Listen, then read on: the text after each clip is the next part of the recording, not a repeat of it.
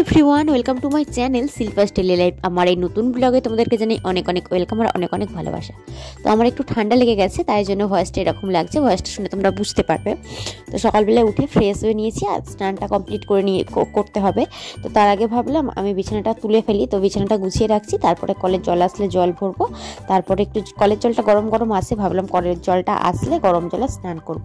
এমনিতে কয়েকদিন ঠান্ডা জলে স্নান করেছিলাম বলে ঠান্ডাটা লেগেই গেছে।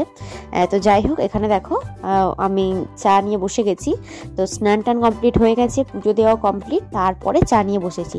এর মধ্যে কিন্তু আমি ভাতটাও বসিয়ে দিয়েছি। ভাত যতক্ষণ হতে থাকে সেই টাইমটাতে আমি সবজি কাটি, বাটনা বাটি, আর এইদিকের হচ্ছে চাটা খাই। কখনো কখনো শাশুড়িমা বাটনাটা বেটে দেয়, তা নাহলে সবজিটা কেটে চাটা খাওয়ার আমি সময় পাই এই ভাত যতক্ষণ হয় সেইটা সময়টাতে। তো এখানে দেখো আজকে ডাল করেছি, টমেটো দিয়ে টক ডাল, আর এখানে বিনস আলুর তরকারি করেছি।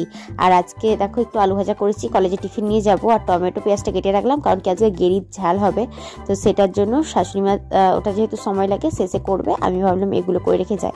এখানে দেখো আলু সেদ্ধ দিয়ে আর ডিমের ঝাল দিয়ে আমি ভাত খেয়ে নিচ্ছি। এখন বাজে 10:30, একবারে রেডি টেডি হয়ে নিয়েছি। এই যে ব্যাগ রেডি করে নিয়েছি স্কুলে যাব বলে। তো আজকে শাড়ি পরে যাচ্ছি না, চুড়িদার পরে যাচ্ছি, তাই জন্য একটু তাড়াতাড়ি রেডি হতে পেরেছি। তা নাহলে শাড়ি পরে গেলে অনেকটা সময় লাগে, তো এলোমেলো হয়েছে, আবার ঠিক করতে হয়, এরকম আর কি, পিন টিন ঠিক হয় না।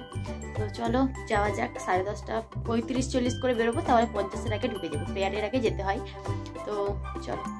ফিরে দেখো এখানে খাবার নিয়ে বসে গেছি। তো টক ডাল দিয়ে ভাত খেতে বেশি ভালো লাগে, বাট দেখছি আজকে আর ভাত ছিল না, কম ছিল, তাই জন্য মুড়ি নিয়ে বসে গেছি। আর এই যে গেরির ঝালটা খাবো বলে শখ করে নিলাম। তো আমার খুব একটা ভালো লাগেনি, হয়তো এটাকে আরও ভাজার দরকার ছিল, বাট কম ভাজা হয়েছে বলে একটু আষ্টে গন্ধটা থেকেই গিয়েছিল, খুব একটা ভালো লাগেনি আমার খেতে। তো দেখো তারপরে ভাবলাম বরের জামা কাপড়গুলো আয়রন করে রাখা হয়নি, সেই জন্য আমি আয়রন করে নিচ্ছি। সন্ধ্যের দিকে বেশ কিছুটা সময় পেয়েছিলাম, রান্না টান্না করার ঝামেলা ছিল না। কারণ কি আজকে ছিল আমার ভাসুরের জন্মদিন, তো যাদের বাড়িতে নিমন্ত্রণ আছে সেখানেই খাওয়া দাওয়া কমপ্লিট হবে। তো সেই জন্য দেখো এখন রাতে গিয়ে খাওয়া দাওয়া করে নেবো। চলো আজকের মতো ভিডিওটা আমি এখানে শেষ করলাম। কেমন লাগলো জানিও, ছোট্ট ভিডিও শেয়ার করছি, ভালো লাগলে লাইক করো, কমেন্ট করো, আর চ্যানেলটিকে সাবস্ক্রাইব করে আমার পাশে থেকো।